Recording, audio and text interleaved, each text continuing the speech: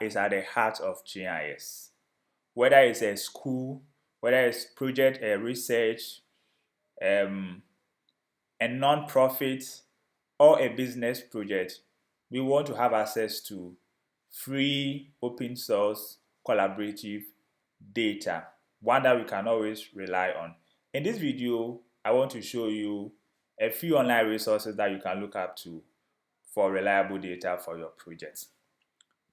The first resource I want us to look at is the OpenStreetMap. OpenStreetMap is a free open source collaborative collection of data contributed by volunteers. And the data is mostly derived by GPS traces and then also importing data into it. So on the platform, you can sign up as a contributor and then add up to it. Now, they rely mostly on donations for funding. And you can use this especially in your digital maps, okay, when you are building your applications.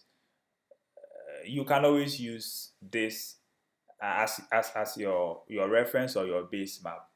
And this is very important because with this we will be able to do GIS, create apps without having to spend so much money on data. Next is the ArcGIS Hub. Unlike the OpenStreetMap, ArcGIS Hub is a website and it's a collection of data mostly contributed by governments and other agencies. And so if your country don't believe in open source data sharing, then it's possible that you may not have a lot coming from your end. But hey, if you want to learn, then there are tons of data that is available.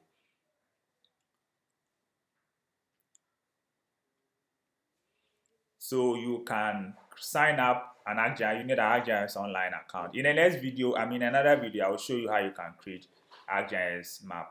But then you can always download the data, whether it's in Shapefiles, CSV, and so on, and then use it in your project.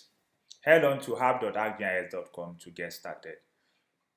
Then we haven't talked about ArcGIS Hub. Let's talk about NASA's Earth Data GIS. So they provide data, mostly satellite data, which you can use in your project, especially if you do image analysis, you work with Landsat. If Landsat data and then all that, you can rely on this resource. And now the good thing is that if you have an ArcGIS online account, they provide ArcGIS online as the engine that you can use to explore your data, rather than having to always download the data and then try to load it onto your own server to access it.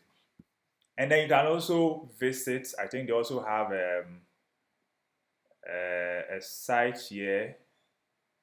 I think it's, yeah, Earth Data Search, which also give you access to their own Earth engine, engine interface where you can use to explore the data that they have available. Then we have Earth Explorer, the USGS Earth Explorer, United States Geological Survey, which also provides you access to rich source of satellite data. And I've used this in a couple of projects. Over here, you also need to sign up. You need an account. And then once you have an account, then you can specify which data that you want to download. Then you also have the Copernicus database. So the Copernicus is European Union's own version of GPS. Okay, so they provide constellation of satellites, which provide you, Sentinel database, which you can use, especially if you are the imagery kind of guy. You work with image analysis and then all that. All right. And I also came across this World Population Hub. It's the first time I'm coming across it, but then I think it looks good. if you are looking for demographic data, then this is your best bet. Okay, so you can come here and then you can try it out. And I think they also have a resource, a map viewer, which you can also use, play around it.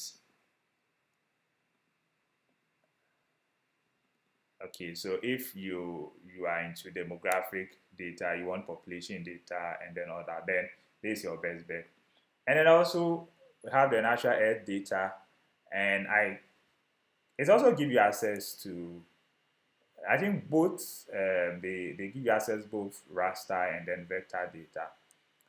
And then they say that they have Shapefile, SQLite, GeoPackage. So currently we are looking at data sourcing. So when we talk about data sourcing, we have primary, secondary data. So most of the data that I'm showing you, because they have already been derived, you can refer to them as secondary data. So apart from data sourcing, you can also have what we call data types, what's called vector, raster, which we've talked about.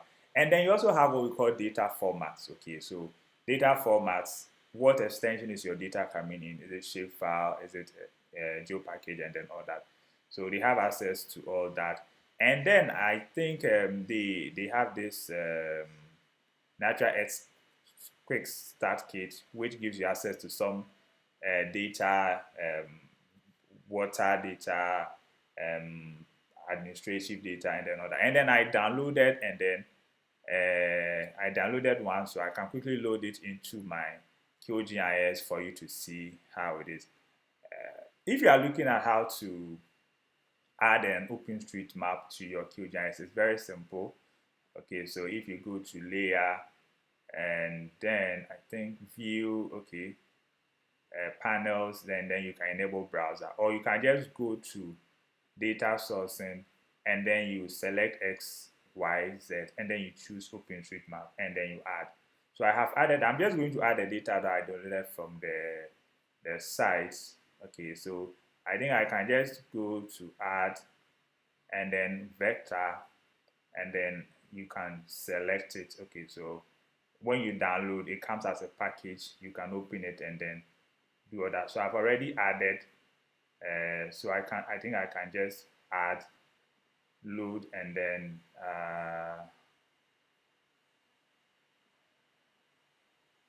let's see.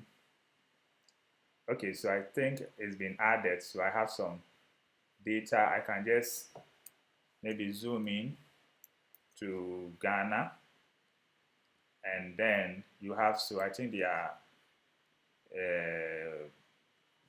water data. Okay, so I can just select this, and then you can have the voter lake. All right, so this is not a demo, so I don't want to spend much time on it. And I think that is it. That is it. So just go through the resource and let me know what you think. See you in another video.